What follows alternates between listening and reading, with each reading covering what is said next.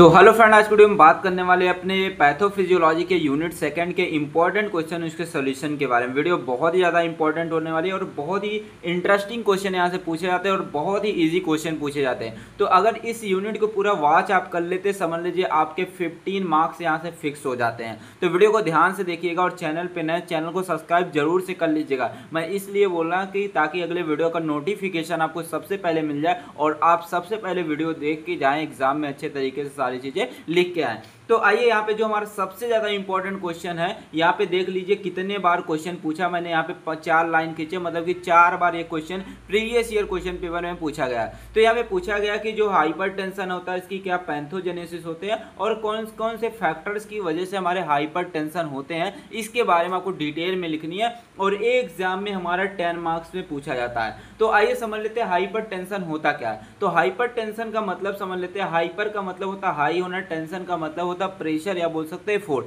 जब हमारा blood pressure जो होता है ज्यादा हो जाता है, हाई हो जाता है, उसको बोलते हैं हम क्या, हाइपरटेंशन बोलते हैं या हाई ब्लड प्रेशर बोलते हैं। तो वही डिफिनेशन यहाँ पे मैंने लिखा है कि जब हमारा ब्लड प्रेशर जो होता है वह हमारा नॉर्मल से हाई हो जाता है, एक लंबे समय के लिए हाई हो जाता है, तो उस कंडीशन को बोलते हैं हम हाइपरटेंशन बोलते हैं। अब जो हमारा नॉर्मल ब्लड प्रेशर होता है वह हमारा 120/80 होता है। लेकिन हाइपरटेंशन की कंडीशन में क्या होता है कि हमारा जो सिस्टोलिक प्रेशर होता है, डायस्टोलिक प्रेशर होता है, ये हमारा बढ़ जाता है। जैसे मान लीजिए यहाँ पे 120 है, अब ये हमारा बढ़ के मान लीजिए यहाँ पे हो जाता है 160/90 हो जाता है। तो उस कंडीशन में क्या होगा, इसको हम बोलते हैं क्या, हाइपरटेंशन बोलते हैं, या इसको हम हाई ब्लड प्रेशर भी बोलते हैं। अब देख लीजिए यहाँ पे दिए गए कई सारे स्टेज दिए गए हमारे हाइपरटेंशन के। यह जो हमारे यहाँ पे चार्ट बने हैं यह हमारा according to American Heart Association, मतलब कि अमेरिका के अंदर एक हार्ट एसोसिएशन चलता है, उसके द्वारा यह हमारा चार्ट बनाया गया था, मतलब कि जो हाइपरटेंशन का एक चार्ट बनाया गया था। तो यहाँ पे सबसे पहला स्टेज आता है हमारा नॉर्मल स्टेज आता है। नॉर्मल में क्या होता है, जब नॉर्मल हाइपरटेंशन होता है इसमें जो ब्लड प्रेशर होता है वह हमारा 120 रहता है, लेस देन 120 रहता है, और डायस्टोलिक प्रेशर जो रहता है वह हमारा 80 रहता है। ये हमारे नॉर्मल कंडीशन में हमारा ब्लड प्रेशर रहता है। लेकिन क्या होता है कि अगर हमारा ब्लड प्रेशर जो होता है 120 से बढ़ करके 129 हो जाता है, मतलब सिस्टोलिक प्रेशर 129 हो जाता है, और हमारा जो डायस्टोलिक प्रेशर हो जाता है वह हमारा 80 हो जाता है, लेस देन 80 हो जाता है, तो उस कंडीशन को बोलते हैं एलिवेटेड बोलते हैं। एलिवेटेड का मतलब होता है कि जो ब्लड प्रेशर होता है वह हमारा स्लाइटली मतलब थोड़ा सा बढ़ा है। अब देख लीजिए अगला दिया जाता है stage first hypertension. Stage first hypertension का मतलब होता है कि जब हमारा सिस्टोलिक प्रेशर जो होता है 130 से 139 हो जाता है और इसका जो डायस्टोलिक प्रेशर है वह हमारा 80 से 89 हो जाता है, तो उस कंडीशन को बोलते हैं स्टेज फर्स्ट हाइपरटेंशन बोलते हैं। अब देख लीजिए यहाँ पे आता है हमारा स्टेज सेकंड हाइपरटेंशन आता है। स्टेज सेकंड हाइपरटेंशन का मतलब होता है वेरी हाई ब्लड प्रेशर, मतलब कि इसमें जो सिस्टोलिक प्रेशर होता है वह हमारा 140 से ज़्यादा हो जाता है और हमारा जो डायस्टोलिक प्रेशर होता है वह हमारा 90 से ज्यादा हो जाता है, तो उस कंडीशन को बोलते हैं स्टेज सेकंड हाइपरटेंशन या वेरी हाई ब्लड प्रेशर बोलते हैं। अब देख लीजिए अगला आ जाता है हमारा हाइपरटेंसिव क्राइसिस आ जाता है। हाइपरटेंसिव क्राइसिस का मतलब क्या होता है कि जब हमारा सिस्टोलिक प्रेशर जो होता है वह 180 से ज़्यादा हो जाता है और डायस्टोलिक प्रेशर जो होता है 120 से ज़्यादा हो जाता है, तो उस कंडीशन को बोलते हैं क्या, हाइपरटेंसिव क्राइसिस बोलते हैं। और इस कंडीशन में हमारी जो हार्ट होते हैं वो पूरी तरीके से फेल हो जाती है और हमारी जो ब्लड वेसल्स होती हैं वह हमारी पूरी तरीके से ब्रेक हो जाती है, डैमेज हो जाती है, मतलब कि ये बहुत ही क्या होते हैं, सीवियर होते हैं, बहुत ही डेंजरस होते हैं। तो ये सारी चीज़ें आप यहाँ से देख करके लिख लीजिएगा। अब देख लीजिए बात करेंगे यहाँ पे टाइप्स ऑफ हाइपरटेंशन के बारे में, और 2 नंबर में भी पूछे जाते हैं। तो हमारे जो हाइपरटेंशन होते हैं हमारे 2 तरीके के होते हैं। एक होता है हमारा प्राइमरी हाइपरटेंशन होता है, एक होता है हमारा सेकेंडरी हाइपरटेंशन होता है। प्राइमरी हाइपरटेंशन को सबसे पहले देख लेते हैं। यहाँ पे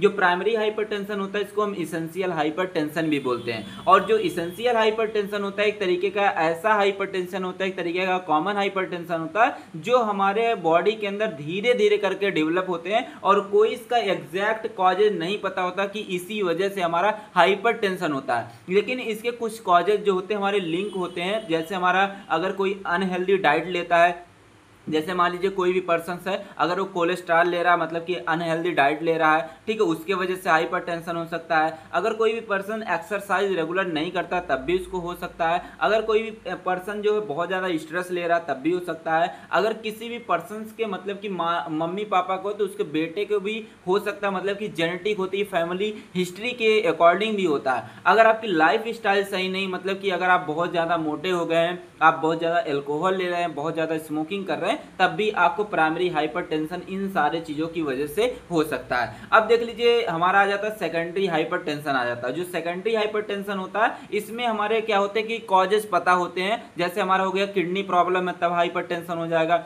अगर हार्मोन्स डिसऑर्डर है तब हाइपरटेंशन हो जाएगा, और अगर थायराइड प्रॉब्लम है तब भी हाइपरटेंशन हो जाएगा। लेकिन जो प्राइमरी हाइपरटेंशन होते हैं इसमें कोई एग्जैक्ट कॉजेज नहीं पता होता कि इसी के वजह से होता है। लेकिन हमारे जो सेकेंडरी हाइपरटेंशन होते हैं इसमें एग्जैक्ट कॉजेज पता होते हैं कि इसी के वजह से हाइपरटेंशन होते हैं। और जो हमारे प्राइमरी हाइपरटेंशन होते हैं इसके जो केसेस आते हैं, हमारे 90% केसेस हमारे प्राइमरी हाइपरटेंशन की वजह से होते हैं। जैसे लोग अगर स्ट्रेस लेते हैं, तनाव लेते हैं, एक्सरसाइज नहीं करते हैं, प्रॉपर आप हेल्दी डाइट नहीं लेते, तो इन सारे कारणों की वजह से हो जाता है। कोई एग्जैक्ट कॉजेज नहीं पता हो। लेकिन अगर कोई भी पर्सन को किडनी प्रॉब्लम है, हार्मोन्स डिसऑर्डर है, थायराइड प्रॉब्लम है, तो उसको क्या हो जाते हैं, सेकेंडरी हाइपरटेंशन हो जाते हैं। अब देख लीजिए यहाँ पे लिखा गया कि जो सेकेंडरी हाइपरटेंशन होते हैं ये हमारे सडनली होते हैं और ये थोड़ा सीवियर होते हैं, मतलब प्राइमरी के कंडीशन में, मतलब कि प्राइमरी से ये ज्यादा सीवियर होते हैं। तो अब देख लीजिए बात करेंगे हम इटियोलॉजी ऑफ हाइपरटेंशन के बारे में। या एग्जाम में ये भी पूछ सकता है 2 नंबर में कि right the causative agent of hypertension, किन किन कारण की वजह से हाइपरटेंशन होता है। तो सबसे पहला कारण है कि जेनेटिक, मतलब कि अगर आपके फैमिली में किसी को हुआ है, मम्मी पापा को हुआ है, तो आपको भी हाइपरटेंशन की प्रॉब्लम हो सकती है।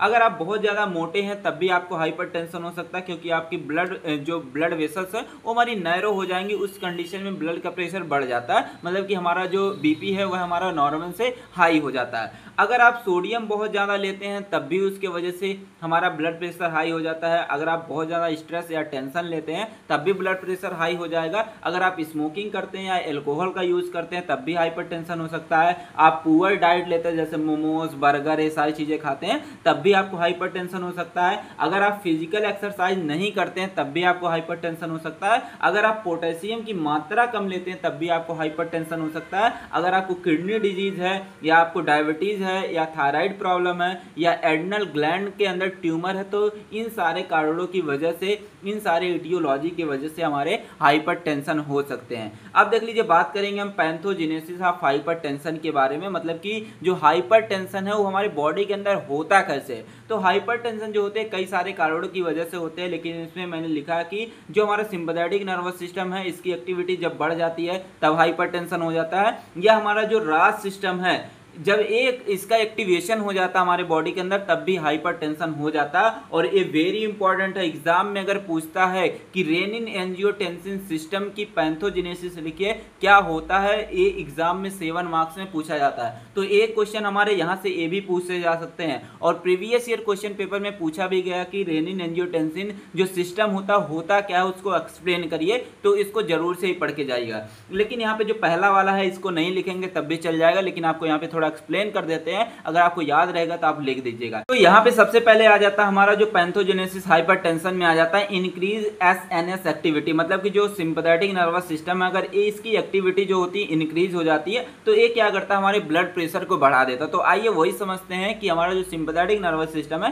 कैसे हमारे ब्लड प्रेशर को बढ़ाने का काम करता है। तो यहाँ पे कुछ चीजें पहले समझ लेते हैं। जैसे मान लीजिए ये इसको बोलते हैं हम क्या, प्री साइनेप्टिक नर्व बोलते हैं, और नीचे वाले जो न्यूरॉन्स है इसको बोलते हैं पोस्ट साइनेप्टिक नर्व बोलते हैं। अब जो हमारा पोस्ट साइनेप्टिक नर्व होते हैं इसके ऊपर रिसेप्टर पाए जाते हैं जिसको बोलते हैं अल्फा 1 रिसेप्टर बोलते हैं और बीटा 1 रिसेप्टर बोलते हैं। अब देख लीजिए जो हमारी प्री साइनेप्टिक नर्व होती है इसके अंदर इस तरीके से गोले गोले जैसा पाया जाता है और उसके अंदर हमारे कुछ हार्मोन्स पाए जाते हैं, कुछ केमिकल्स पाए जाते हैं और इसको बोलते हैं वेसिकल्स बोलते हैं। इसके अंदर हमारे जो भरे हैं चीजें जो मतलब कि इसके अंदर है उसको बोलते हैं एफिनेफ्रिन बोलते हैं और नॉन एफिनेफ्रिन बोलते हैं। अब देख लीजिएगा यहाँ पे समझिएगा, अब जैसे कि हमारा जो सिंपैथेटिक नर्वस सिस्टम है ये जैसे एक्टिवेट होता है ये तुरंत क्या करता है कि जो हमारी प्री साइनेप्टिक नर्व होती है यहाँ से जो वेसिकल्स रहते हैं इस वेसिकल से एफिनेफ्रिन और नॉन एफिनेफ्रिन को रिलीज करवाता है। अब जैसे ये रिलीज होगा ये क्या करेगा, ब्लड प्रेशर को हाई करने का काम करता है। अब देख लीजिए वही समझना कैसे ब्लड प्रेशर को हाई करता है। अब देख लीजिए यहाँ पे होता क्या, जो हमारी प्री साइनेप्टिक नर्व होती है इसके अंदर हमारा कैल्शियम इंटर करता है।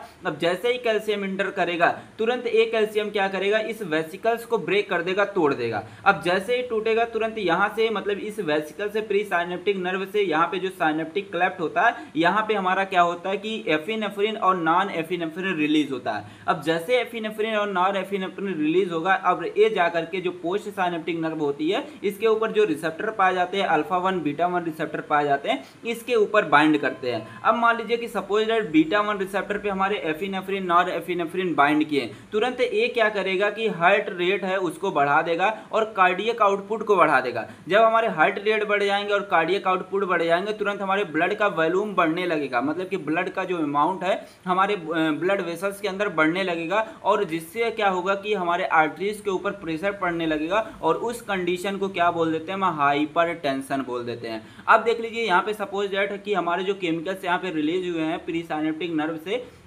अब जाकर के ये हमारे अल्फा 1 रिसेप्टर से बाइंड करते हैं। जैसे ही अल्फा 1 रिसेप्टर से बाइंड करेंगे तुरंत ये क्या करेंगे, वैसो कॉन्स्ट्रक्शन का कॉज करेंगे, मतलब कि हमारे जो ब्लड वेसल्स रहेंगे उसको कॉन्स्ट्रक्ट कर देंगे, पतला कर देंगे। अब जैसे ही कॉन्स्ट्रक्ट करेंगे तुरंत हमारा ब्लड प्रेशर क्या हो जाएगा, इंक्रीज हो जाएगा और उस कंडीशन को बोल देते हैं हाइपर टेंशन बोल देते हैं। तो ये आप लिख दीजिएगा, अगर नहीं लिख पाते तो ये वाला जरूर से लिख के आइएगा, एग्जाम में वेरी इंपॉर्टेंट है रास सिस्टम के बारे में। तो रास वर्ड का मतलब होता है रेनिन एंजियोटेंसिन एल्डोस्टेरॉन सिस्टम बोलते हैं इसको, और एग्जाम में सिर्फ अकेले ही यही 7 मार्क्स में पूछा जाता है कि पूछा जाता है एक्सप्लेन रॉस सिस्टम। ठीक है, तो रास सिस्टम क्या होते हैं इसको एक्सप्लेन करके आपको एग्जाम में आने रहेंगे। तो देख लीजिए रास सिस्टम हमारा काम कैसे करता है, हमारे ब्लड प्रेशर को बढ़ाता कैसे है, इसके बारे में समझने वाले हैं। तो जो चीज़ें यहाँ पे लिखी गई अभी आपको समझा देंगे। तो पहले आइए डायग्राम से समझते हैं। तो यहाँ पे सपोज दैट मान लीजिए हमारी ब्लड वेसल्स है। अब इस ब्लड वेसल्स के अंदर हमारा जो ब्लड प्रेशर है ये हमारा क्या हो जाता है, लो हो जाता है। ब्लड का जो वॉल्यूम होता है वो लो हो जाएगा।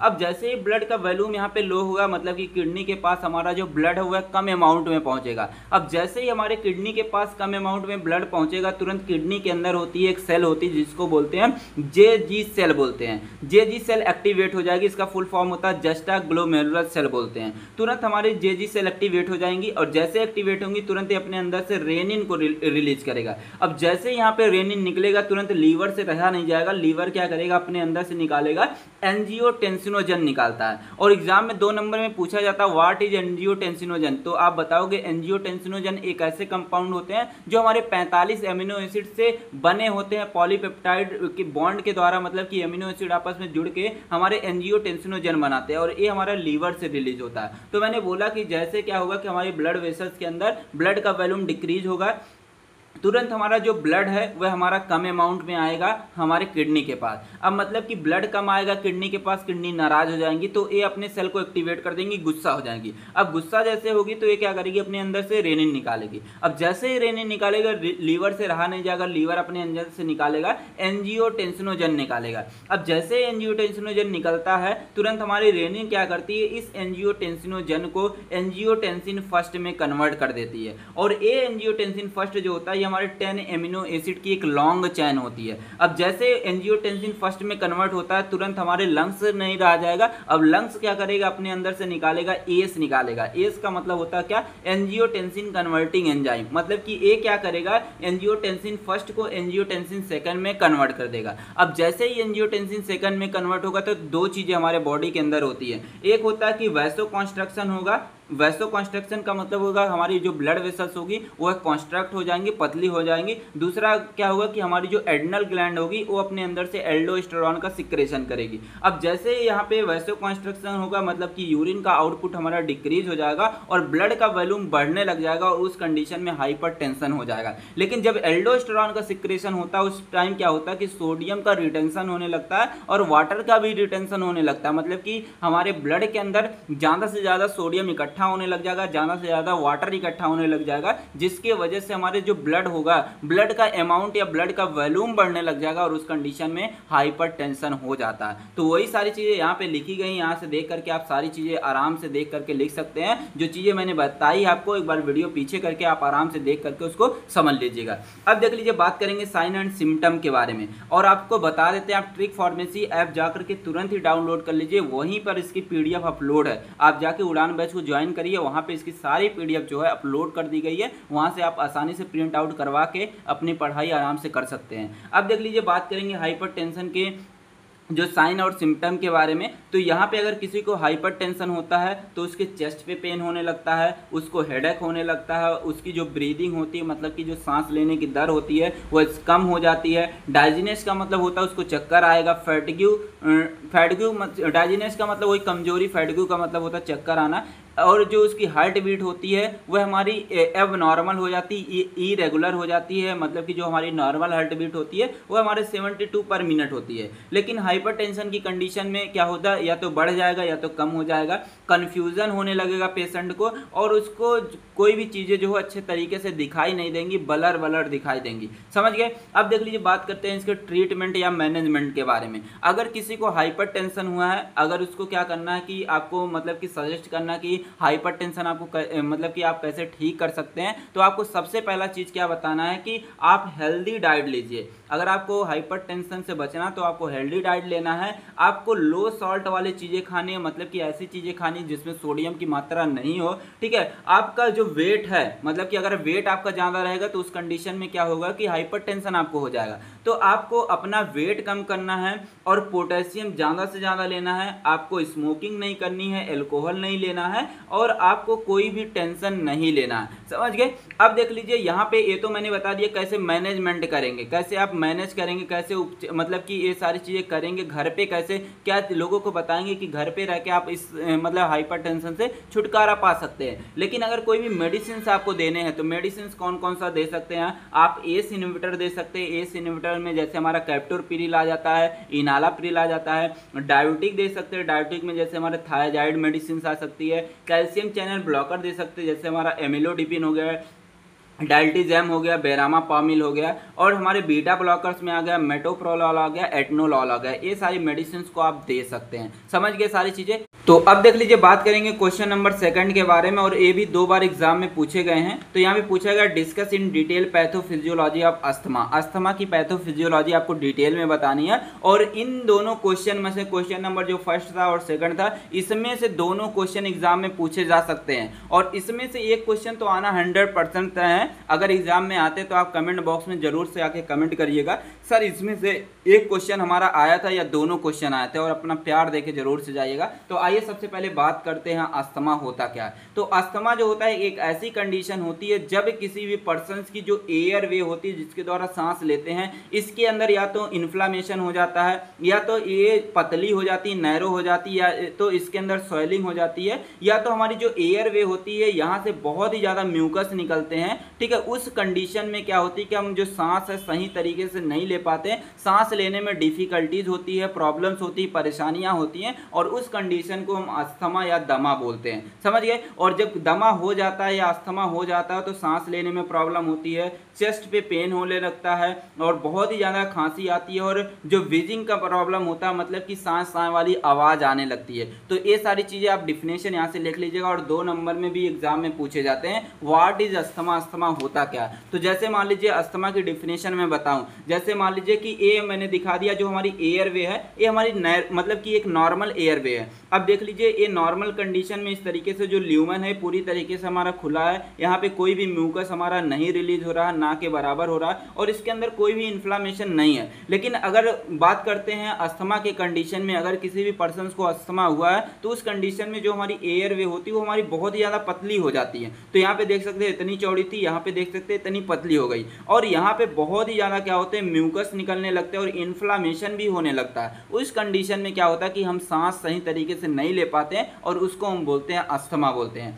अब देख लीजिए, बात करते हैं सिम्टम्स ऑफ अस्थमा के बारे में। मतलब कि अगर किसी को अस्थमा हुए तो उसके कौन कौन से लक्षण देखने को मिल सकते हैं। सबसे पहला लक्षण है कि उसकी जो ब्रीदिंग होगी, ब्रीदिंग मतलब कि जो सांस लेने की दर है वो कम हो जाएगी, शॉर्ट हो जाएगी। विजिंग की प्रॉब्लम होगी, मतलब कि जब वो सांस लेगा तो सांस सांस की आवाज़ आएगी उसके गले से। कफ की प्रॉब्लम होगी, मतलब कि बार बार उसको खांसी आएगी। और अगला है कि उसके चेस्ट पे पेन होगा, उसको चक्कर आ सकता है। उसको सोने में प्रॉब्लम होगी क्योंकि जो एयर वे होती है वो जाम हो जाती है और उसके मतलब कि मुंह के थ्रू या तो गले के थ्रू क्या होगा, बहुत ज़्यादा म्यूकस निकलेगा। म्यूकस का प्रोडक्शन बहुत ज़्यादा होगा हमारे एयर वे के अंदर। और कॉमन कोल्ड भी हो सकता है, मतलब कि जुकाम वाले प्रॉब्लम भी हो सकते हैं। तो ये सारे लक्षण देखने को मिल जाते हैं। अब देख लीजिए, बात करते हैं इसके इटियोलॉजी के बारे में। मतलब कि किन किन कारणों की वजह से हमारा अस्थमा होता है। सबसे पहला कारण है कि अगर इन्फेक्शन हो गए, चाहे बैक्टीरियल इन्फेक्शन हो गए चाहे वायरल इन्फेक्शन हो गए, तब भी हमारा अस्थमा हो सकता है। अगर आप बहुत ही ज़्यादा पॉलन, मतलब कि पॉलन जैसे हमारे क्या हो गए कि फूल के अंदर जो पॉलन पाए जाते हैं, पॉलन ग्रेन पाए जाते हैं, या धूल कण आपके एयरवे के अंदर चले जाते हैं, तब भी अस्थमा हो सकता है। पॉल्यूशन में चले जाते हैं आप, तब भी अस्थमा हो सकता है। बहुत ज़्यादा स्मोकिंग करते हैं तब भी अस्थमा हो सकता है। बहुत ज़्यादा स्ट्रेस लेते हैं तब भी अस्थमा हो सकता है। ओबेसिटी रहेगी तब भी अस्थमा हो सकता है। अगर फैमिली में किसी को पहले रहा होगा अस्थमा तो आपको भी अस्थमा हो सकता है। बहुत ज़्यादा अगर आप केमिकल का एक्सपोजर करते हैं, केमिकल को इनहेल करते हैं, तब भी आपको अस्थमा हो सकता है। और अगर मतलब कि आप हमेशा जो है कोल्ड एयर में रहते हैं, जैसे मान लीजिए कि आप ऐसे कमरे में हैं जहाँ पे हमेशा एसी चलती हो, तो वहाँ पे अगर आप बराबर कंटिन्यू रहते हैं तब भी आपको अस्थमा हो सकता है। अब देख लीजिए, बात करते हैं टाइप्स ऑफ अस्थमा के बारे में। तो जो हमारा अस्थमा होता है दो तरीके का होता है। एक हमारा होता है एक्सटेंसिक अस्थमा होता है, एक होता है हमारा इंट्रिंसिक अस्थमा होता है। जो हमारा एक्सटेंसिक अस्थमा होता है इसको हम बोलते हैं एलर्जिक अस्थमा बोलते हैं। एलर्जिक अस्थमा इसलिए बोलते हैं क्योंकि यह एलर्जीज के द्वारा होती है। एलर्जीज जैसे हमारे हो गए डस्ट हो गए, पॉलन हो गया, इन सारे कारणों की वजह से जो अस्थमा होता है उसको बोलते हैं हम एक्सटेंसिक अस्थमा बोलते हैं। और जो हमारा इंट्रिंसिक अस्थमा होता है इसको बोलते हैं नॉन एलर्जिक अस्थमा बोलते हैं। मतलब ये किसी एलर्जन की वजह से नहीं होगा। ये तब होगा जब आप स्ट्रेस लेंगे, आप एक्सरसाइज कम करेंगे, मतलब कि आप बहुत बीमार रहते हैं, आपको कॉमन कोल्ड रहता है, तब आपको इंट्रिंसिक अस्थमा हो सकता है। अब देख लीजिए, बात करेंगे पैथोजेनेसिस या पैथोफिजियोलॉजी ऑफ अस्थमा के बारे में। मतलब कि अस्थमा हमें होता कैसे, इसके बारे में यहाँ पे समझने वाले। तो हमारा जो अस्थमा होते हैं यह हमारे कई सारे इटियोलॉजिकल फैक्टर्स की वजह से होते हैं। इटियोलॉजिकल फैक्टर्स में जैसे अगर आपके गले के अंदर बैक्टीरियल इन्फेक्शन हो गया है, या तो आपके एयरवे के अंदर वायरल इन्फेक्शन हो गया है, अगर आप किसी पॉलन को बार बार अपने अंदर इनहेल कर रहे हैं, आप किसी केमिकल को बार बार इनहेल कर रहे हैं, मतलब कि अगर आपके एयरवे के अंदर कोई भी एलर्जन जाएंगे या तो कोई एंटीजन जाएंगे। अब जैसे ही जाते हैं, किसके थ्रू जाते हैं, नोज के थ्रू जाते हैं। हम नोज के थ्रू जाएंगे, कहाँ पे पहुंचेंगे, लंग्स में पहुंचेंगे। अब जैसे लंग्स में पहुंचेंगे तो लंग्स के अंदर हमारे क्या होती है, मास्ट सेल प्रेजेंट होती है। अब जो मास्ट सेल होती है, ठीक है, ये मास्ट सेल क्या होती है कि इसके अंदर हमारे क्या पाए जाते हैं, हमारे मतलब कि कई सारे केमिकल्स पाए जाते हैं इसके अंदर। अब क्या होता है कि हमारे बॉडी के अंदर होती है एंटीबॉडी होती है। जैसे मान लीजिए यहाँ पे एंटीबॉडी है। अब इस एंटीबॉडी से जो एलर्जन आया था, जो पॉलन आया था, जो धूल कड़ गई थी आपके एयरवे के अंदर, वो जाएगी इस एंटीबॉडी से बाइंड करेगी और इस एंटीबॉडी को बोलते हैं IgE एंटीबॉडी बोलते हैं। अब जैसे ही बाइंड करेगा हमारा एंटीजन, मतलब कि जो पॉलन था या तो जो आपने केमिकल एक्सपोज किया था, ये सारी चीजें जाके इससे बाइंड करेंगी और जैसे ही बाइंड करेंगी तुरंत मास्ट सेल के आगे सरफेस पे चिपक जाएंगी और इसको बोलते हैं क्या, मास्ट सेल और एंटीबॉडी कॉम्प्लेक्स बोलते हैं। अब जैसे ये चीजें होंगी, मतलब कि एंटीबॉडी एंटीजन के साथ जैसे आकर के मास्ट सेल के ऊपर चिपकेगा, तुरंत क्या होगा कि यहाँ से हमारे इन्फ्लामेटरी मीडिएटर्स रिलीज होंगे और उस इन्फ्लामेटरी मीडिएटर्स में जैसे हमारा आ जाता है हिस्टामिन आ जाता है, साइटोकाइंस आ जाते हैं, ल्यूकोट्राइंस आ जाते हैं, प्रोस्टाग्लैंडिन्स आ जाते हैं। ये सारी चीज़ें हमारी एयर वे के अंदर जो मास्ट सेल प्रेजेंट होती है उससे रिलीज होगा। और जैसे ये सारी चीज़ें रिलीज होती हैं तुरंत ये क्या करती है, हमारे एयर वे के अंदर इन्फ्लामेशन कॉज करती है, मतलब कि एयर वे को पतला कर देती है, एयर वे के अंदर स्वेलिंग आ जाती है और एयर वे के अंदर ज़्यादा से ज़्यादा म्यूकस निकलने लगता है, जिसके वजह से हमें बार बार खांसी आती है, हमारी जो ब्रीदिंग है वो हमारी शॉर्ट हो जाती है और हम जब सांस लेते हैं तो हमारी जब सांस अंदर आती है बाहर जाती है तो वो साउंड के साथ आती जाती है, तो उस कंडीशन को हम बोल देते हैं क्या, अस्थमा बोल देते हैं। तो ये सारी पैथोफिजियोलॉजी आप यहाँ से देख करके आप आराम से लिख सकते हैं। तो आई होप आपको सारी चीज़ समझ में आई होंगी। अब देख लीजिए, बात करेंगे management and treatment of asthma के बारे में। मतलब अगर किसी को अस्थमा हुआ है तो उसको आप ठीक कैसे करेंगे? तो सबसे पहला है कि स्मोकिंग नहीं करना आपको। अगर आपको अस्थमा हुआ है, अगर आप अस्थमा से ठीक होना चाहते हैं तो आपको स्मोकिंग नहीं करना है, आपको ऑक्सीजन थेरेपी लेनी है, ठीक है, ऑक्सीजन थेरेपी लेना है। तीसरा है कि अगर आप मेडिसिन यूज कर रहे हैं तो मेडिसिन में आप ब्रोंको डायलेटर यूज करते हैं। ब्रोंको डायलेटर का मतलब होता है जो हमारे ब्रोंकाई को चौड़ा कर देती है, ठीक है, उसको बोलते हैं हम ब्रोंको डायलेटर बोलते हैं। इसमें जैसे हमारी मेडिसिन आ जाती है, सॉल्ब्यूटामॉल आ जाता है, टर्ब्यूटालीन आ जाती है, और इसमें एक और मेडिसिन आती है जिसको बोलते हैं ल्यूकोट्राइन्स एंटागोनिस्ट बोलते हैं। तो इसमें जो मेडिसिन आती है उसको बोलते हैं मॉन्टे ल्यूकास्ट बोलते हैं। एक आता हमारा जाफेल ल्यूकास्ट भी आता है। तो ये सारी हमारी मेडिसिन आती है जो अस्थमा को ट्रीट करने के लिए दिए जाते हैं। अब देख लीजिए यहाँ पे अगला क्वेश्चन पूछा गया है, right the pathophysiology of atherosclerosis. तो यहाँ पे एथेरोस्क्लेरोसिस होता क्या है, इसकी पैथोफिजियोलॉजी के बारे में डिटेल में लिखने हैं और ये आपको 7 मार्क्स दिलाएगा। तो ध्यान से देखिएगा, बहुत ही ईजी है, पूरी यूनिट ही बहुत ज़्यादा ईजी है। तो ध्यान से आपको देखने हैं और इस यूनिट से आपको 15 मार्क्स मिलने वाले हैं। शॉर्ट क्वेश्चन मैंने ऑलरेडी कंप्लीट कर दिए, लॉन्ग क्वेश्चन के बारे में तो इस वीडियो में देख ही रहे हैं। तो आइए समझते हैं एथेरोस्क्लेरोसिस होता क्या। तो यहाँ पे एथेरोस्क्लेरोसिस हमारे 2 वर्ड से मिलकर बना होता है, एथेरो प्लस स्क्लेरोसिस। तो एथेरो वर्ड का मतलब होता है फैट प्लैग, या तो बोल सकते हैं कोलेस्ट्रॉल प्लैग। प्लैग का मतलब होता है थक्का, और स्क्लेरोसिस का मतलब होता है हार्डिंग, मतलब कि हार्ड, ठीक है, बहुत ही ज़्यादा कठोर। मतलब कि एथेरोस्क्लेरोसिस का मतलब होता है कि जब हमारी आर्टरीज के अंदर इस तरीके से आके फैट का प्लैग बन जाएगा, या तो कोलेस्ट्रॉल का प्लैग आके इस तरीके से जम जाएगा और पूरा हार्ड बना लेगा, तो उस कंडीशन को क्या बोलते हैं, एथेरोस्क्लेरोसिस बोलते हैं। और जब एथेरोस्क्लेरोसिस हो जाती है उस कंडीशन में हमारा जो ब्लड फ्लो है वो हमारा रिड्यूस हो जाता है। जब ब्लड फ्लो हमारा अच्छे तरीके से नहीं होता उस कंडीशन में क्या होगा कि हमारे जो कार्डियोवैस्कुलर सिस्टम है उसके अंदर अलग अलग तरीके की डिजीज होने लगती है, जैसे हार्ट अटैक होने लगता है, स्ट्रोक होने लगते हैं, ये सारे प्रॉब्लम्स होने लगते हैं। तो वही लिखा गया, it is a condition in which the build up the fat cholesterol plaque in the wall of arteries and prevent blood flow. मतलब कि एथेरोस्क्लेरोसिस एक ऐसी कंडीशन होती है जब हमारे आर्टरीज के अंदर फैट का प्लैग या तो कोलेस्ट्रॉल का प्लैग इस तरीके से जम जाता है। उस कंडीशन में क्या होता है कि हमारे जो आर्टरीज का जो ब्लड फ्लो होता है वह हमारा रुक जाता है, डिक्रीज हो जाता है। उस कंडीशन को बोलते हैं एथेरोस्क्लेरोसिस बोलते हैं। और जब एथेरोस्क्लेरोसिस की प्रॉब्लम होती है तो मैंने बोला कि ब्लड फ्लो हमारा डिक्रीज हो जाएगा और उस कंडीशन में कई सारे कार्डियोवैस्कुलर डिजीज होने लगती हैं, जैसे हार्ट अटैक होने लगेगा, स्ट्रोक होने लगेंगे, माइकार्डियल इन्फेक्शन होने लगेंगे, हाइपरटेंशन होने लगेंगे, कई सारे हमारे मतलब कार्डियोवैस्कुलर से रिलेटेड डिजीज होना स्टार्ट हो जाएंगी।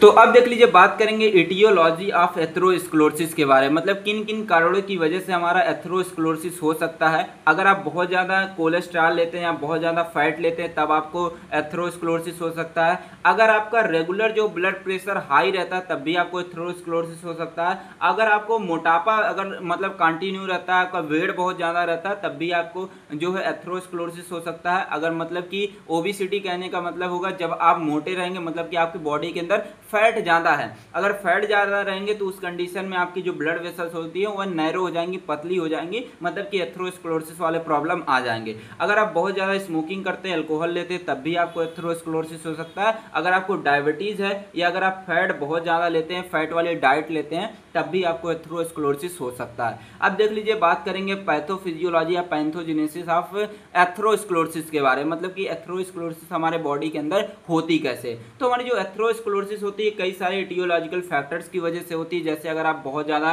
कोलेस्ट्रॉल लेते हैं, बहुत ज़्यादा अगर आप फैट लेते हैं, अगर आपको डायबिटीज़ है, अगर आपको ब्लड प्रेशर है, तो इन सारे कारणों की वजह से क्या हो सकता है कि हमारी जो आर्टरीज की वॉल होती है हमारी डैमेज हो जाती है। अब जब आर्टरीज की वॉल डैमेज हो जाएगी तो हमारे आर्टरीज के अंदर क्या है कि हमारे जो बैड कोलेस्ट्रॉल होते हैं वह इंटर कर जाएंगे और क्या करेंगे, इस तरीके से प्लैग बना लेंगे। अब जब यहाँ पे प्लैग बन जाएंगे तो हमारा जो ब्लड फ्लो होता है वह हमारा क्या हो जाएगा, डिक्रीज हो जाएगा, और उस कंडीशन में क्या हो जाएगा, ब्लड की सप्लाई घटने लग जाएगी और इससे क्या होंगे, कई सारे अदर डिजीज पैदा हो जाएंगे, जैसे एंजाइना हो जाएगा, हार्ट अटैक हो जाएगा, हाइपरटेंशन हो जाएगा, स्ट्रोक हो जाएगा। ठीक है, तो ये सारी चीज़ आप यहाँ पे लिख दीजिए। बस सिंपल में लिखना कि जब क्या होता है कि हमारे इटियोलॉजिकल फैक्टर जैसे ब्लड प्रेशर कंटिन्यू ज़्यादा रहता है, अगर कोलेस्ट्रॉल ज़्यादा लेते हैं, फैट ज़्यादा लेते हैं और डायबिटीज़ रहती है, तो उस कंडीशन में हमारी जो आर्टरीज रहती है डैमेज हो जाएंगी, टूट जाएंगी, तो इसके अंदर हमारे कोलेस्ट्रॉल जाना स्टार्ट हो जाएंगे। तो कौन सा कोलेस्ट्रॉल जाएगा, उसको बोलते हैं हम LDL कोलेस्ट्रॉल बोलते हैं, मतलब जिसको हम बोलते हैं क्या, बैड कोलेस्ट्रॉल बोलते हैं। वो बैड कोलेस्ट्रॉल जैसे ही जाएगा हमारे आर्टरीज के अंदर जाएगा, तुरंत प्लैग बना लेगा, थक्का सा बना लेगा और हमारा ब्लड फ्लो होगा जो रुक जाएगा उस कंडीशन को बोल देते हैं एथेरोस्क्लेरोसिस बोल देते हैं। और जब एथेरोस्क्लेरोसिस हो जाता है तो इससे कई सारे हार्ट से डिजीज हो जाती है, हार्ट से रिलेटेड डिजीज हो जाती है। जैसे क्या होगा, ऑक्सीजन की सप्लाई घट जाएगी, एंजाइना हो जाएगा, हार्ट अटैक हो जाएगा और स्ट्रोक वाली प्रॉब्लम्स हो जाएंगी। अब देख लीजिए, बात करेंगे साइन एंड सिम्टम के बारे में, मतलब कि कौन कौन से लक्षण दिखाई देंगे। तो एंजाइना हो सकता है, अगर किसी को एथेरोस्क्लेरोसिस है तो उसको वीकनेस हो जाएगी, उसको कोई भी चीज़ें सही तरीके से दिखेंगी नहीं, हाइपरटेंशन हो सकता है, उसका जो ब्रीदिंग है वो शॉर्ट हो जाएगा। तो ये सारी चीज़ें लिख सकते हैं। अब देख लीजिए, बात करेंगे ट्रीटमेंट एंड मैनेजमेंट के बारे में, मतलब कि अगर किसी को एथेरोस्क्लेरोसिस हुआ है तो उसका ट्रीटमेंट कैसे करेंगे इसके बारे में समझने वाले हैं। तो अगर आपको एथेरोस्क्लेरोसिस हुआ तो आपको रेगुलर एक्सरसाइज करने हैं, आपको अपना वेट कम करना है, आपको फैट वाली या कोलेस्ट्रॉल वाली डाइट नहीं लेनी है, आपको स्मोकिंग नहीं करनी है, अल्कोहल नहीं लेने हैं, और आपको एंटीकोगुलेंट ड्रग लेनी, मतलब कि ऐसी ड्रग जो क्या करता है, ब्लड को क्लॉट होने से रोकता है, वो ऐसी ड्रग आपको लेनी है। जैसे वारफेरिन हो गया, हिपेरिन हो गया, ये सारी ड्रग आप यूज कर सकते हैं। बीटा ब्लॉकर्स यूज कर सकते हैं, जैसे मेटाप्रोल हो गया और एटनोलॉल हो गया, ये सारी ड्रग का आप इस्तेमाल कर सकते हैं। तो अब आइए समझते हैं यहाँ पे क्वेश्चन नंबर 4 के बारे में। वेरी इंपॉर्टेंट है क्योंकि यहाँ पे 2 चीजें पूछी गई और 10 नंबर में पूछी जाती है। पूछा गया है कि आप सीएचएफ का एक डिस्क्रिप्टिव नोट्स लिखिए और एंजाइना का भी आप एक डिस्क्रिप्टिव नोट्स लिखिए, लेकिन यहाँ पे सारी चीजें डिटेल में बताने वाले हैं, हो सकता है अलग अलग दोनों चीजें पूछ ले एग्जाम में। तो आइए पहले समझ लेते हैं सीएचएफ के बारे में। सीएचएफ का मतलब होता है कंजस्टिव हार्ट फेल्योर होता है। तो सीएचएफ का मतलब होता है कि एक ऐसी कंडीशन जब हमारा हार्ट जो होता है सही तरीके से ब्लड को, सही अमाउंट में ब्लड को पंप नहीं कर पाता, उस कंडीशन को बोलते हैं हम सीएचएफ बोलते हैं। तो आइए समझते हैं कैसे सीएचएफ होता है। जैसे मान लीजिए कि हमारे बॉडी से जो ब्लड है 5 लीटर आया हमारे हार्ट के अंदर। अब जो ब्लड है इसको, मतलब कि जो हार्ट है इसको पंप करना था, ब्लड मान लीजिए 4 लीटर करना था, लेकिन क्या किया कि हमारे हार्ट ने चोरी कर लिया, इसने 3 लीटर ब्लड अपने अंदर ही रख लिया और 1 लीटर ब्लड को ही क्या किया, पंप किया। ठीक है, उस कंडीशन में क्या होगा कि हमारा जो ब्लड है वह हमारे हार्ट के अंदर एक्यूमुलेट होने लग जाएंगे, इकट्ठा होने लग जाएगा, मतलब कि हार्ट जो है सही अमाउंट में ब्लड को पंप नहीं करेगा और उस कंडीशन को हम बोल देते हैं क्या, कंजस्टिव हार्ट फेल्योर बोलते हैं। मतलब कि हमारा हार्ट जो है अपना काम करने में फेल हो जाएगा। इसको करना था क्या, 4 लीटर करना था, लेकिन इसने क्या किया, 1 लीटर ही ब्लड को पंप किया, मतलब ये अपने काम करने में असफल रहा, मतलब इसको बोलेंगे क्या, कंजस्टिव हार्ट फेल्योर बोलेंगे। समझ गए सारी चीजें। अब देख लीजिए, यहाँ पे बात करते हैं टाइप्स ऑफ सीएचएफ के बारे में। जो हमारा कंजस्टिव हार्ट फेल्योर होता है 2 तरीके का होता है, एक होता है लेफ्ट साइडेड हार्ट फेल्योर होता है, दूसरा होता है राइट साइडेड हार्ट फेल्योर होता है। तो यहाँ पे लेफ्ट साइडेड हार्ट फेल्योर का मतलब समझ लेते हैं, जब हमारी लेफ्ट वेंट्रिकल सही तरीके से काम नहीं करती, सही तरीके से ब्लड को पंप नहीं करवाती है, तो उसको बोलते हैं लेफ्ट साइडेड हार्ट फेल्योर बोलते हैं। और ये तब होता है कि जब हमारा जो ब्लड है यह हमारे लंग्स के अंदर वापस चला आता है, तो उस कंडीशन में क्या होती है कि हमारी जो ब्रीदिंग होती है वह शॉर्टनेस हो जाती है, मतलब कि सही अमाउंट में जो हमारा हार्ट है ब्लड को पंप नहीं कर पाता है। और जो हमारा लेफ्ट साइडेड हार्ट फेल्योर होता है 2 तरीके का होता है, जो 2 पार्ट में सब डिवाइड किया गया है। इसमें सबसे पहला आ जाता है हमारा सिस्टोलिक हार्ट फेल्योर आ जाता है, दूसरा आ जाता है हमारा डायस्टोलिक हार्ट फेल्योर आ जाता है। सिस्टोलिक हार्ट फेल्योर का मतलब होता है कि जब हमारी वेंट्रिकल, जो हमारी लेफ्ट वेंट्रिकल्स होती है सही तरीके से कॉन्ट्रैक्ट नहीं करती हैं, सही तरीके से कॉन्ट्रैक्ट नहीं करेंगे, उस कंडीशन में क्या होगा कि हमारे जो मतलब कि हार्ट है उसके अंदर क्या होगा कि ब्लड सही तरीके से पंप नहीं हो पाएगा। उस कंडीशन को हम बोलते हैं क्या, सिस्टोलिक हार्ट फेल्योर बोलते हैं। और डायस्टोलिक हार्ट फेल्योर का मतलब होता है कि जब हमारी लेफ्ट वेंट्रिकल जो है सही तरीके से रिलैक्स नहीं करेंगी, उस कंडीशन में क्या हो जाएगा, डायस्टोलिक हार्ट फेल्योर हो जाएगा और एक तरीके की हमारी फीलिंग प्रॉब्लम होती है, सही तरीके से फील नहीं होगा हमारा ब्लड हमारे हार्ट के अंदर। अब देख लीजिए, बात करेंगे यहाँ पे दूसरा आ जाता है हमारा राइट साइडेड हार्ट फेल्योर के बारे में। राइट साइडेड हार्ट फेल्योर का मतलब होता है जब हमारी राइट वेंट्रिकल सही तरीके से काम नहीं करेंगी, सही तरीके से ब्लड को पंप नहीं करती है, उस कंडीशन में राइट साइडेड हार्ट फेल्योर हो जाता है। अब देख लीजिए, बात करेंगे एटियोलॉजी ऑफ सीएचएफ के बारे में, मतलब किन किन कारणों की वजह से सीएचएफ होता है। सबसे पहला यहाँ पे कारण है कि अगर किसी को कॉर्नरी आर्टरी डिजीज है, जिसको हम शॉर्ट फॉर्म में कैड बोलते हैं, कॉर्नरी आर्टरी डिजीज तब भी उसको सीएचएफ हो सकता है। अगर किसी का ब्लड प्रेशर हाई है तब भी उसको सीएचएफ हो सकता है। किसी को अगर हार्ट अटैक की प्रॉब्लम है तब भी सीएचएफ हो सकता है। अगर जो हार्ट वाल के अंदर इन्फेक्शन हो गए हैं तब भी हमारा क्या हो सकता है, हार्ट फेलियर हो सकता है। अगर हार्ट मसल के अंदर इन्फेक्शन हो गए तब भी हो सकता है। और अगर क्या है कार्डियोमायोपैथी है, मतलब कि हार्ट की मसल सही तरीके से काम नहीं कर रही है, उसके अंदर कोई डिजीज हो गया है, तब भी हमारा क्या हो सकता है, हार्ट फेलियर हो सकता है। और क्या है कि अगर हमारी हार्ट बीट जो होती है वो अगर हमारी अब नॉर्मल हो जाती है तब भी CHF हो सकता है। अगर किसी को डायबिटीज है, लंग्स डिजीज है, कोलेस्ट्रॉल अगर उसके बॉडी में ज़्यादा हो गया, अगर कोई स्मोकिंग ज़्यादा करता है, ओबेसिटी ज़्यादा हो गई, अल्कोहल ज़्यादा लेता है, पुअर डाइट लेता है, तब भी उसको CHF हो सकते हैं। अब देख लीजिए, बात करते हैं साइन एंड सिम्टम के बारे में, मतलब कि किन किन कारणों की कौन कौन से लक्षण दिखाई देते हैं अगर किसी को CHF हुए रहते हैं। सबसे पहला लक्षण है कि उसकी जो ब्रीदिंग रहेगी वो कम हो जाएगी, उसको चक्कर आएगा, फैटिग मतलब चक्कर, वीकनेस मतलब कमजोरी आएगी उसको, ठीक है। उसको ट्रैकीकार्डिया हो जाएगा, मतलब कि जो उसकी हार्ट रेट है वह हमारा क्या हो जाएगा, ज़्यादा हो जाता है, 100 से ज़्यादा हो जाता है, ठीक है। उसका जो हार्ट वेट होता है वह कम हो जाता है, नौजिया हो सकती है, और उसको स्वेलिंग मतलब कि ओडिमा की प्रॉब्लम हो सकती है। समझिए सारी चीज़ें। अब देख लीजिए, बात करेंगे इसके पैथोफिजियोलॉजी के बारे में। तो यहाँ पे आपको 2-3 पैथोफिजियोलॉजी बता देंगे जो आपको ईजी लगेगा, आप आसानी से लिख सकते हैं। तो हमारा जो CHF होता है ये कई सारे इटियोलॉजिकल फैक्टर्स की वजह से होता है। जैसे अगर किसी को हाइपरटेंशन है, हाइपरटेंशन रहेगा, हाइपरटेंशन तब होता है जब वैजो कॉन्ट्रैक्शन होता है, और वैजो कॉन्ट्रैक्शन जब होता है तब हमारे क्या होता है कि आफ्टर लोड जो रहता है वो हमारा हार्ट का बढ़ने लगता है, ठीक है। मतलब कि हार्ट के अंदर जो है ज़्यादा से ज़्यादा हमारा जो ब्लड है वह इकट्ठा होने लगते हैं, और उसके वजह से क्या होगा कि जो स्ट्रोक वॉल्यूम होता है वह हमारा डिक्रीज हो जाता है, और जिसके वजह से कार्डियक आउटपुट हमारा डिक्रीज होने लगता है, और हार्ट रेट बढ़ने लगता है, जिसके वजह से क्या होगा कि कार्डियक वर्कलोड बढ़ जाएगा। मतलब कि हार्ट के अंदर जब हमारे क्या हो जाएंगे, ब्लड आगे इकट्ठा हो जाएंगे तो वर्कलोड क्या हो जाएगा, बढ़ जाएगा, उस कंडीशन में CHF हो जाएगा। अब दूसरा हो इटियोलॉजिकल फैक्टर है कि अगर किसी को कॉर्नरी आर्टरी डिजीज है, मतलब कि कॉर्नरी आर्टरीज के अंदर अगर प्लेग का फॉर्मेशन हो गया है तो हमारा ब्लड फ्लो क्या हो जाएगा, डिक्रीज हो जाएगा। ब्लड फ्लो डिक्रीज हो जाएगा मतलब कि ब्लड हमारा बाहर नहीं निकलेगा हार्ट से, मतलब कि हमारा जो स्ट्रोक वॉल्यूम है वो हमारा डिक्रीज होने लगेगा, और कार्डियक आउटपुट भी हमारा क्या हो जाएगा, डिक्रीज होने लगेगा। क्योंकि हमारी आर्टरीज के अंदर प्लेग बन गया तो हमारे हार्ट से ब्लड निकलेगा ही नहीं, तो हमारा जो हार्ट रेट है वह बढ़ने लग जाएगा, और जिसके वजह से कार्डियक आउटपुट बढ़ जाएगा और CHF हो जाएगा। और तीसरा सबसे इंपॉर्टेंट बता देते हैं कि अगर हमारा रास सिस्टम का एक्टिवेशन हो जाता है, और मैंने इसको हाइपरटेंशन में भी बताया, तो इसी को आप रट लीजिए आसानी से, आराम से आप CHF वाला लिख देंगे। तो CHF में चाहे आए चाहे हाइपरटेंशन में आए, दोनों में आपको यही लिखना है, ठीक है। तो मैंने पीछे बताया भी है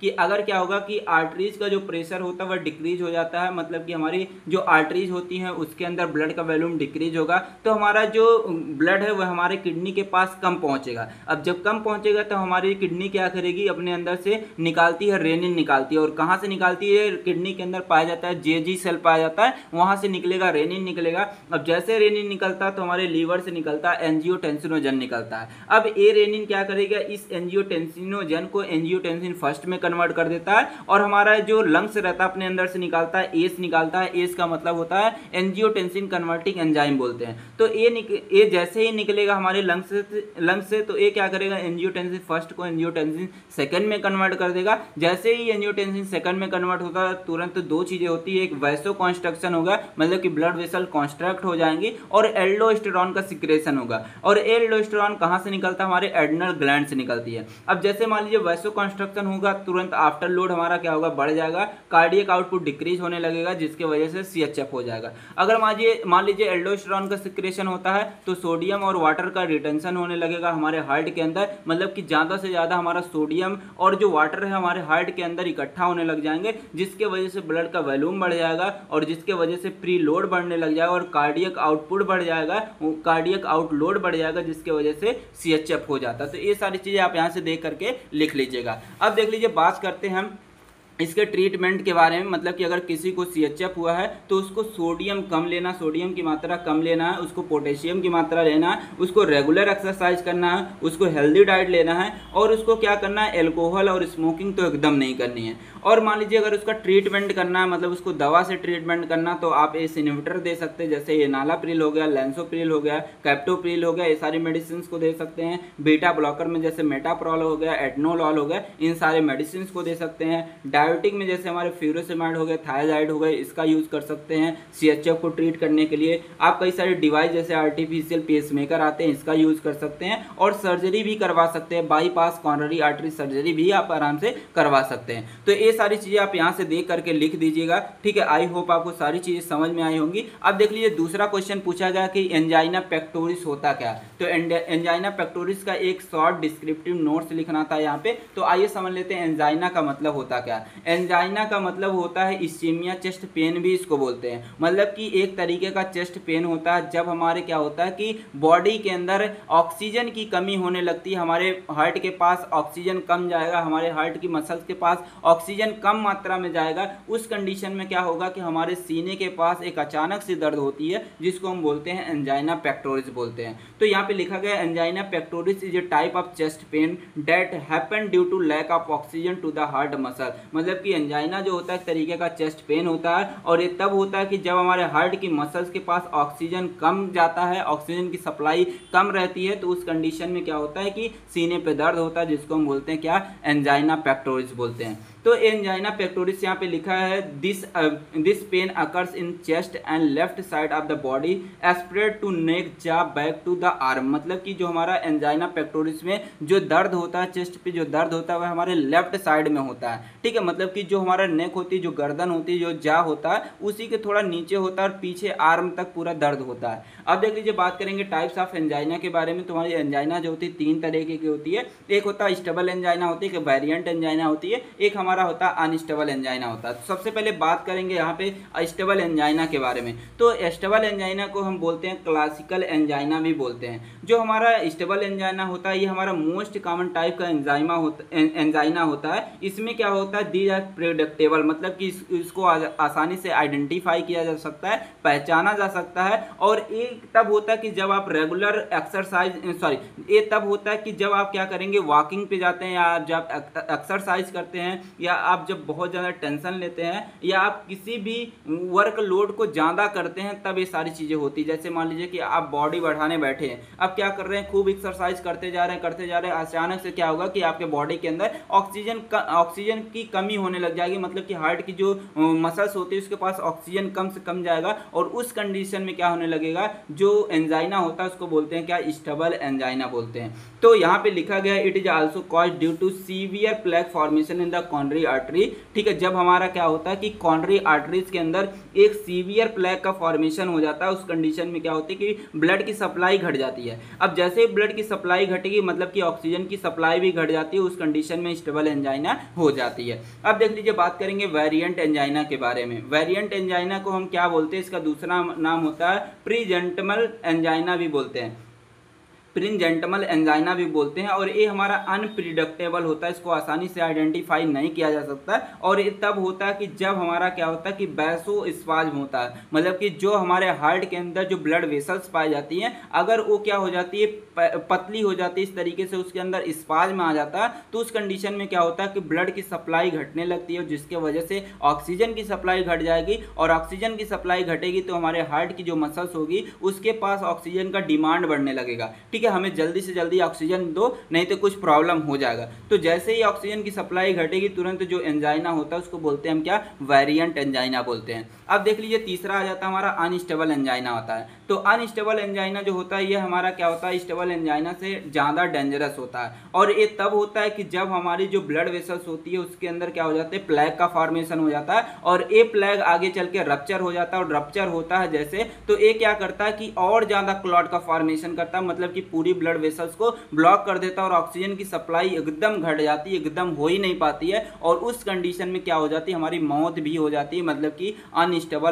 अनस्टेबल एंजाइना हो जाती है। अब देख लीजिए बात करेंगे इसके पैथोजेनेसिस, मतलब कि पैथोफिजियोलॉजी ऑफ एंजाइना के बारे में। तो एंजाइना जो होती है कई सारे एटियोलॉजिकल फैक्टर्स की वजह से होता है। यहाँ पे जैसे मान लीजिए कि अगर हमारे ब्लड वेसल्स के अंदर इस तरीके से प्लेग का फॉर्मेशन हो गया है, या तो हमारी जो ब्लड वेसल्स होती है हमारी पतली हो गई हैं, तो उस कंडीशन में क्या होता है कि जो ब्लड का वॉल्यूम होता है वो हमारा डिक्रीज हो जाता है। और जैसे ब्लड का वॉल्यूम मतलब कि ब्लड की सप्लाई घट जाएगी तो मतलब कि ऑक्सीजन की भी सप्लाई घट जाती है। अब जैसे ऑक्सीजन की सप्लाई घटेगी तुरंत तुरंत हमारा क्या होगा कि ऑक्सीजन का डिमांड हमारे हार्ट की मसल के पास बढ़ने लग जाएगा और हमारे सीने पे अचानक से दर्द होगा, चेस्ट पेन होगा और उसको हम बोलते हैं क्या, एंजाइना बोलते हैं। तो ये सारी चीज़ें आप यहाँ से देख करके लिख लीजिएगा, बहुत ही सिंपल तरीके से मैंने लिखी है और सिंपल लैंग्वेज में लिखी है। मैं बार बार बोल रहा हूँ, अगर इसकी PDF नोट चाहिए तो आप ट्रिक फार्मेसी ऐप को जाकर के तुरंत ही डाउनलोड कर लीजिएगा। तो आइए बात करते हैं sign and symptom of angina के बारे में। मतलब कि अगर किसी को एंजाइना हुआ तो कौन कौन से लक्षण दिखाई देंगे। सबसे पहले लक्षण क्या है कि चेस्ट पेन होगा, सीने पे दर्द होगा, वीकनेस उसको फील होगा, क्रैम्पिंग होगा,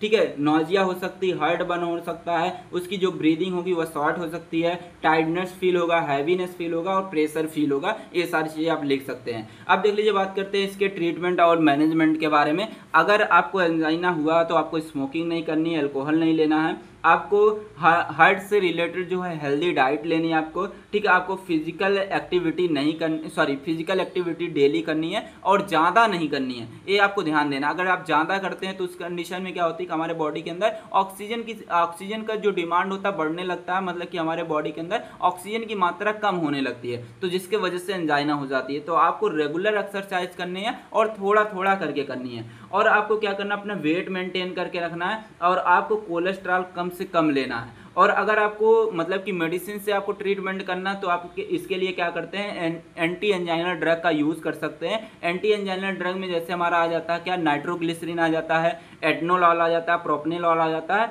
एमिलोडिपिन आ जाता है। इन सारे मेडिसिन का यूज़ कर सकते हैं जो हमारे as a anti anginal drug की तरह काम करती है। एंटी एंजाइनल का मतलब होता है कि ऐसी मेडिसिन जो एंजाइना पेक्टोरिस को ठीक करती हैं, ठीक है, और आप बाईपास सर्जरी भी करवा सकते हैं इसके लिए। समझ गए सारी चीज़ें। तो आई होप आपको सारी चीज़ें समझ में आई होंगी। अब यहाँ पे हमारा लास्ट क्वेश्चन जो आ जाता है, explain in the pathophysiology of chronic renal failure. Chronic renal failure के बारे में एग्जाम में हो सकता है आपकी बार पूछ लिया जाए, तो आइए इसके बारे में थोड़ा समझ लेते हैं।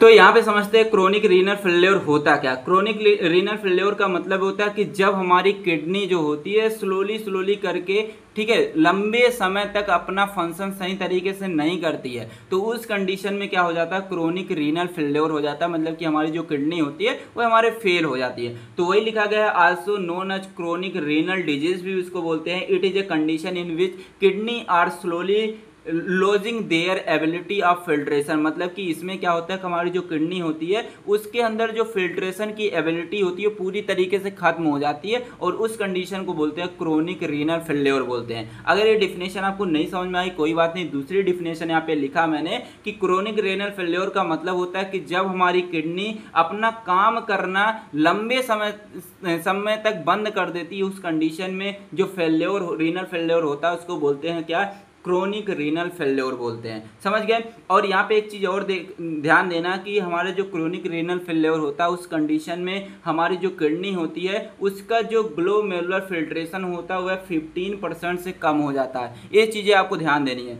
अब देख लीजिए, बात करते हैं इसके इटियोलॉजी के बारे में। मतलब कि अगर किसी को डायबिटीज़ है तब भी रीनल फेल्योर हो सकता है, किसी को हाइपरटेंशन है तब भी रीनल फेल्योर हो सकता है, अगर किसी के ग्लोमेरुलस में इन्फ्लामेशन है तब भी इसको हो सकता है, ठीक है, क्रोनिक रीनल फेल्योर। अगर किसी को पॉलीसिस्टिक किडनी डिजीज है, मतलब कि किडनी के ऊपर, जैसे मान लीजिए ये यहाँ पे किडनी है, किडनी के ऊपर इस तरीके से छोटे छोटे सिस्ट मतलब कि गांठ बन गई है, तब भी हमारे क्या हो सकता है, क्रोनिक रीनल फेल्योर हो सकता है। अगर किडनी के अंदर इन्फेक्शन हो गए तब भी हमारा क्रोनिक रीनल फेल्योर हो सकता है। अब देख लीजिए, बात करते हैं इसके सिम्टम के बारे में।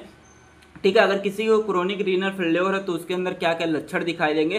तो सबसे पहला लक्षण है कि फैटिग मतलब चक्कर आएगा, स्वेलिंग हो जाएगी, नोजिया वोमिटिंग होगी, उसको भूख नहीं लगेगी, उसका जो यूरिनेशन आउटपुट है जो है वह डिक्रीज होने लगेगा, स्किन में ईचिंग होने लगेगी, चेस्ट पेन होने लगेगा और स्लीपिंग प्रॉब्लम होगी, मतलब कि उसको नींद नहीं आएगी। अगर बात करते हैं इसके टेस्ट के, तो आप मतलब कि अगर आपको क्रोनिक रीनल फेल्योर हुआ है, आप चाहते हैं टेस्ट करवाना, तो उसके लिए आप डायग्नोसिस करवा सकते हैं, ब्लड टेस्ट करवा सकते हैं, मतलब कि ब्लड यूरिया नाइट्रोजन टेस्ट करवा सकते हैं, यूरिन टेस्ट करवा सकते हैं, या तो आप इमेजिन टेस्ट भी करवा सकते हैं, जैसे अल्ट्रासाउंड हो गया, सीटी स्कैन हो गया।